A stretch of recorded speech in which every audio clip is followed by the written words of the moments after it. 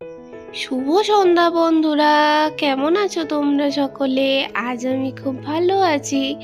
এখন হচ্ছে সন্ধ্যাবেলা, আর সন্ধ্যাবেলায় বরের আবদার হলো কি খাবো, কিন্তু আজকে বাড়িতে কিছুই তেমন ছিল না, আর হোম ডেলিভারিও আজকে হবে না। তো সেই জন্য ভেবে নিলাম কিছু একটা বানানো যেতেই পারে।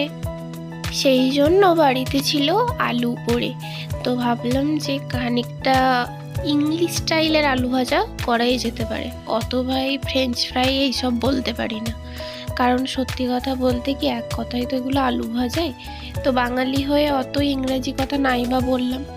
তো যাই হোক, এখানে ফ্রেঞ্চ ফ্রাই বলতে গেলে এই আলু ভাজা আমি ভেজে নিলাম, আর তার সাথে নিজের পদ্ধতিতে মোমো সসটা বানিয়ে নিলাম। মোমো সসটা বানানোর জন্য একটু টমেটো আর রসুন আর শুকনো লঙ্কাকে বেটে নিয়ে তারপরে একটুখানি তেলে ভেজে নিলাম। তো এই দেখো ফাইনাল লুক কেমন হয়েছে তোমরা জানিও। তো যা, সব সসের মধ্যে পড়ে গেল। এই তো মানে যখনই আমি একটু স্টাইলিশ ভিডিও করতে যাই তখনই কিছু না কিছু ব্যাঘাত ঘটে যায়। তো যাই হোক, দেখতে তো খুব সুন্দর হয়েছে। এরপরে চলো টেস্ট করার পালা। আর জানো তো, সব খাবারই প্রথম আমি আমার ছেলেকে, তারপর বরকে, তারপরে নিজে খাই।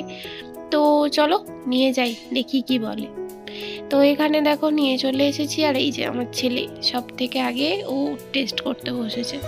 তো এই সব খাবার তোমরা তো জানোই ওর খুব মানে ভালো লাগে, সেই জন্য ওর দশাটাও অমনি ফ্রেঞ্চ ফ্রাইয়ের মতো।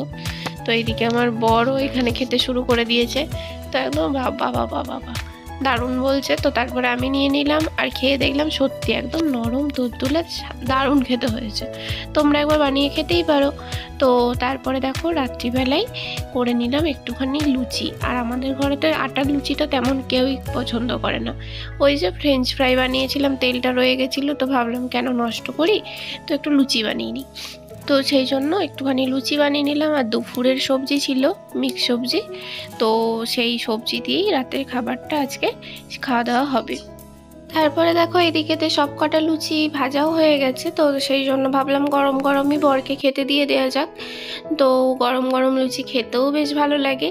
তো এদিকেতে বরের জন্য লুচি আমি সাজিয়ে নিলাম, আর ও করছে এখন অফিসের কাজ, সেই জন্য আমাকে বললো যে আজকে ও এখানে খেতে আসতে পারবে না, তাই ওকে খাইয়ে দিতে হবে। তো চলো ওকে খাইয়ে দিই।